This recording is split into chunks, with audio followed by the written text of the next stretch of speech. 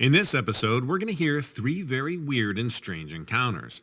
But before we get to the stories, I want to mention there are two new channels of mine that you should definitely check out.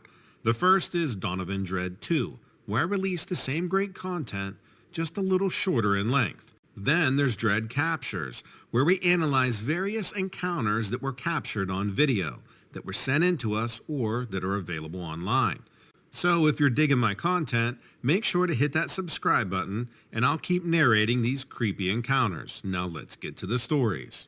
When I think back on this experience, it seems like something completely surreal that couldn't possibly have happened. But listening to some of the other things I hear on this channel reminds me that I'm not crazy. I grew up in Kentucky on a horse breeding farm, so my love of horses runs deep. When I was out of high school, I knew that I wanted to pursue something that involved working with those horses. A lot of my friends wanted to go into veterinary medicine, but that didn't sound right for me. I knew I wanted to work in more of an outdoor setting. I decided to take a year off before starting college, and while I was traveling around the country, I came across something that sounded perfect for me.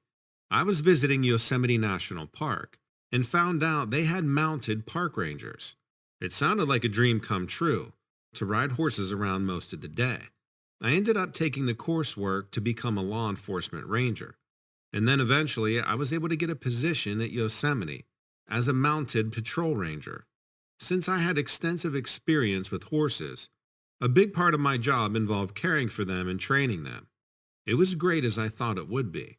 The horses are involved in a lot of different aspects of the park, especially law enforcement and search and rescue. Some of them are also used in educational programs. Also, visitors can hire some of them for backcountry riding. My days started really early, usually around 6 a.m. I would have to get there early to groom them and feed them. They would usually be looking out for me and expecting their measure of oats and their flakes of hay. A flake of hay is just what we call a portion of the bale. The portions are measured out so that we know how much they're getting. One morning, I was half asleep, and I went out to fling hay over the fences. I got surprised by the sound of geese flapping around the horse trough. I had never seen them over there before, so I wasn't expecting all of that honking and flapping first thing.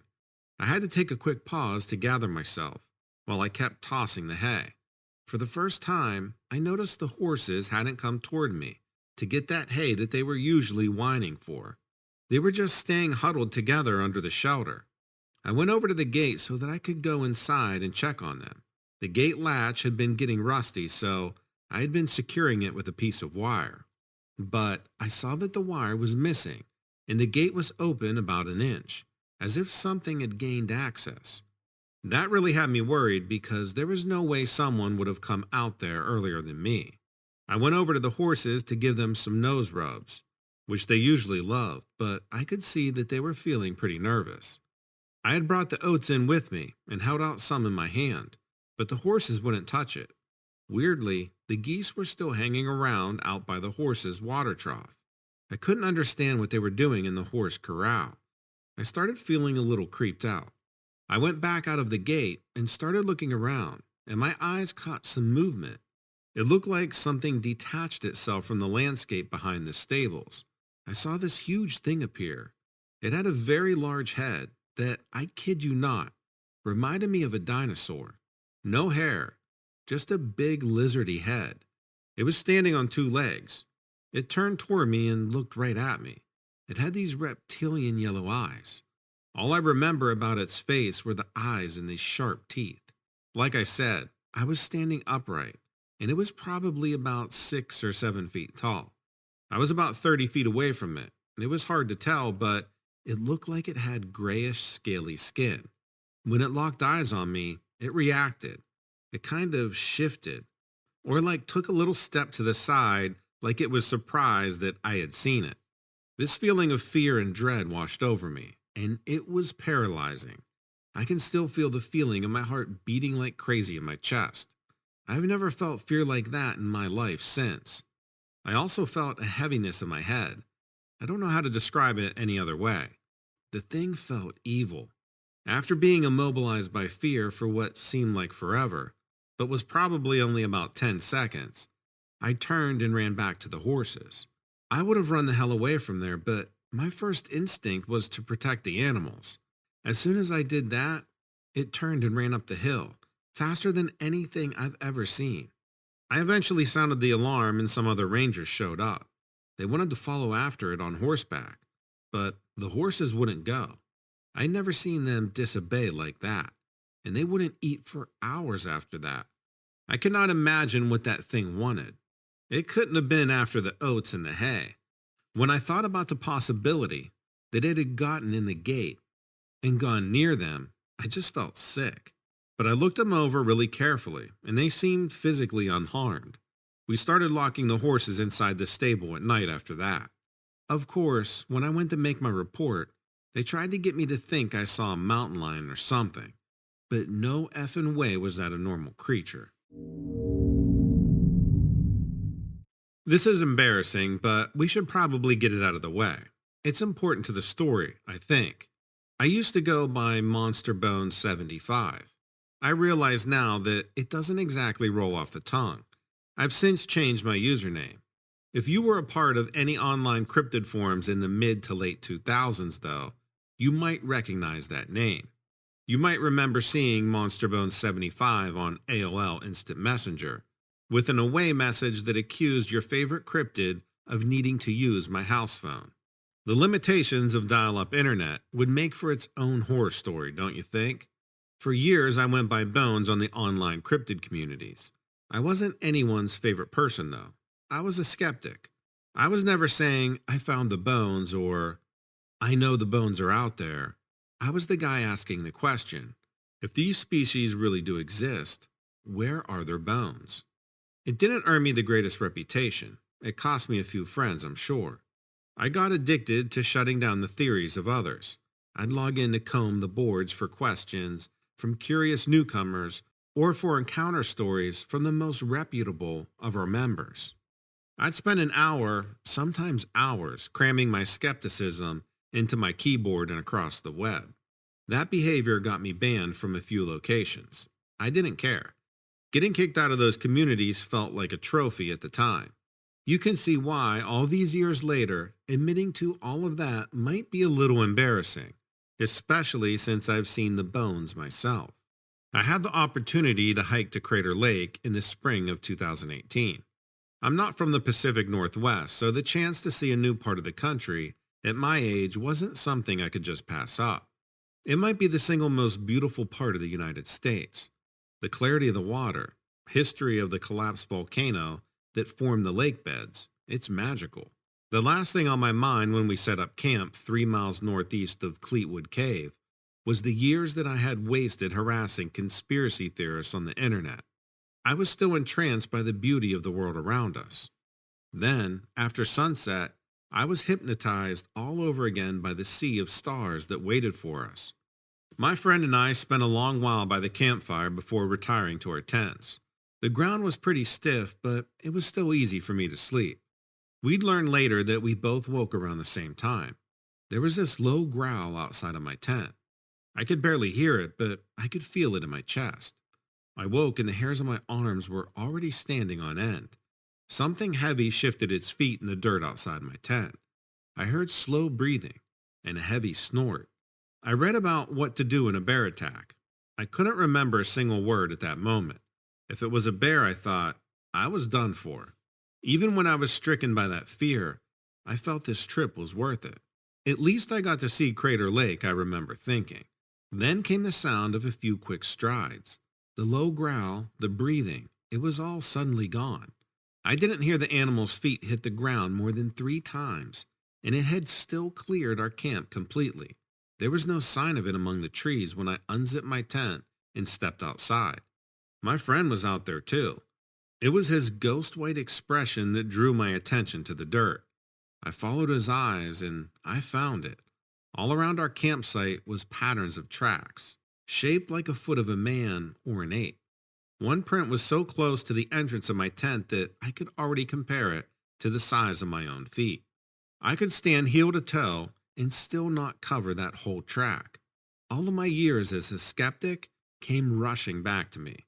I imagine, as I looked down at the impossible footprint, that I was overcome by the same compulsion that motivated all those believers on those message boards. I needed to know. My friend had already started packing up. I ran in the direction of those tracks instead. I tried to stay low and quiet, but if I'm being honest, I'm no hunter. I'm sure the beast knew I was coming. If that's the case, then it let me close in. I spotted it between the trees. The hulking hairy shape was illuminated well by the sky full of stars. I ducked behind this tree and hoped that the trunk would protect me from any sort of retaliation. To my surprise, the massive ape-like thing didn't turn to face me. It was staring at the ground, working a crooked tree branch across the ground like a rake. Seeing the animal use a tool was terrifying enough. That meant it couldn't be far from human. I crept in a circle around the animal, scaling a short hill to get a better view of the dirt it was tilling. That was when I realized what the monster was doing. There was another one. Whatever this massive ape-like creature was, it wasn't an anomaly. There was another one of those beasts, laying in a grave at the feet of the monster I'd followed. Tools and burial rituals. My heart dropped into my stomach.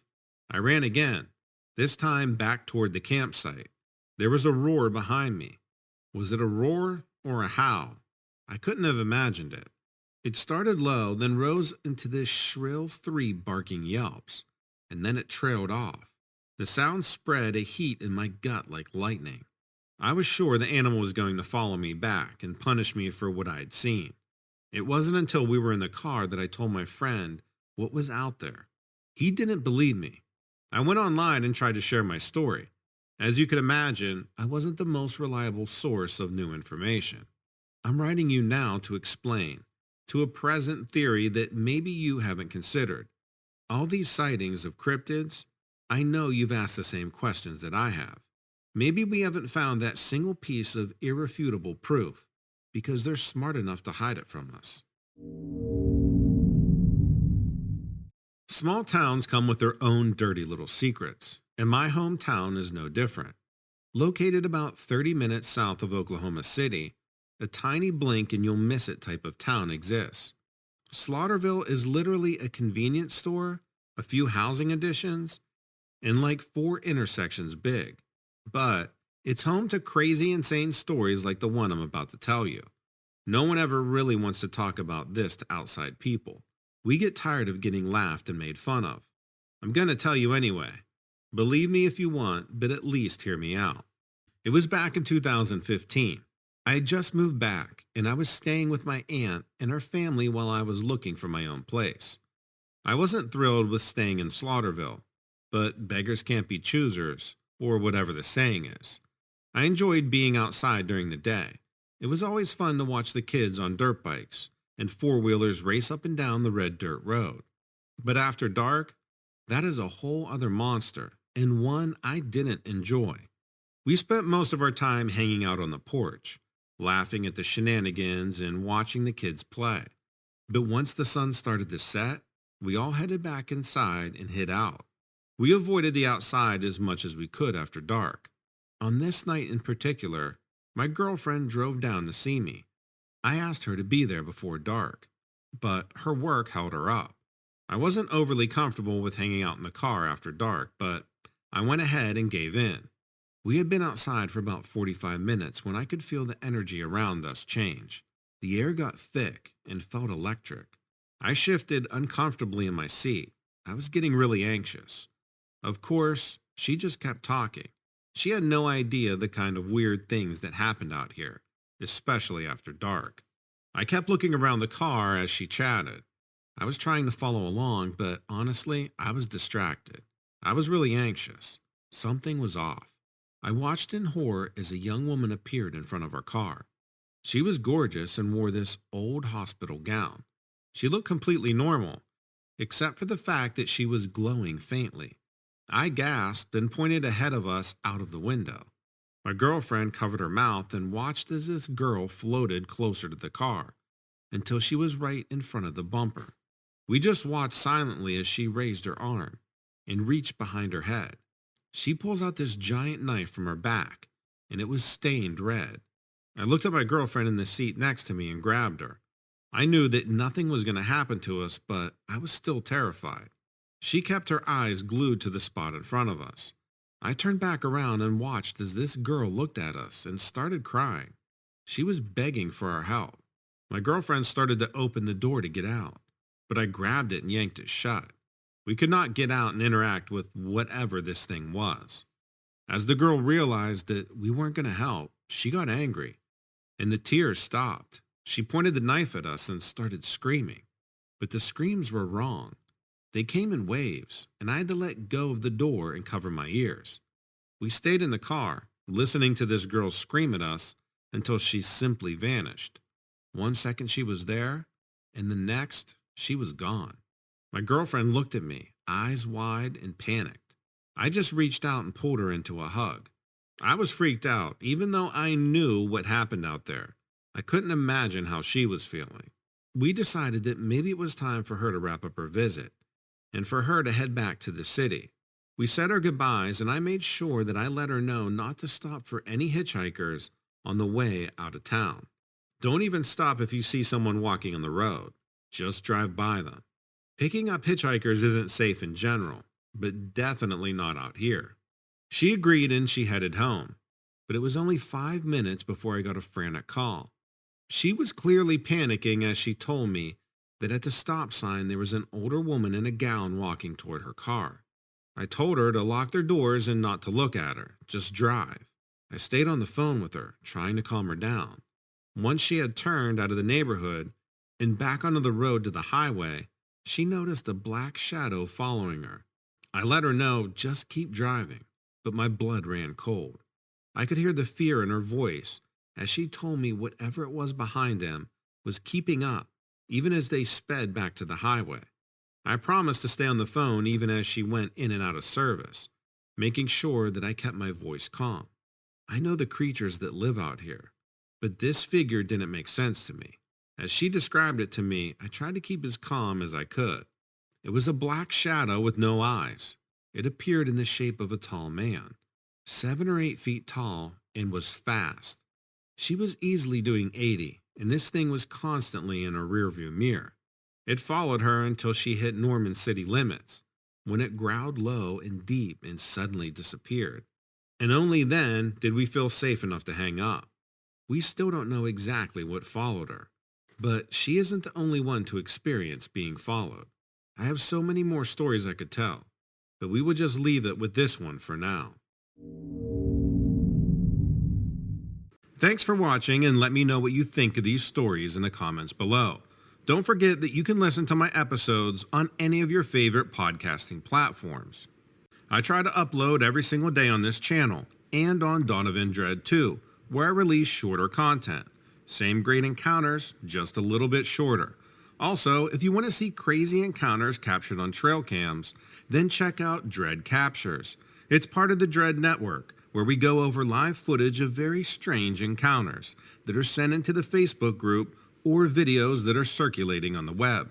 Last but certainly not least, check out Lilith Dread. She releases the same great content daily on her channel. You'll find all of these links below. Thanks and take care.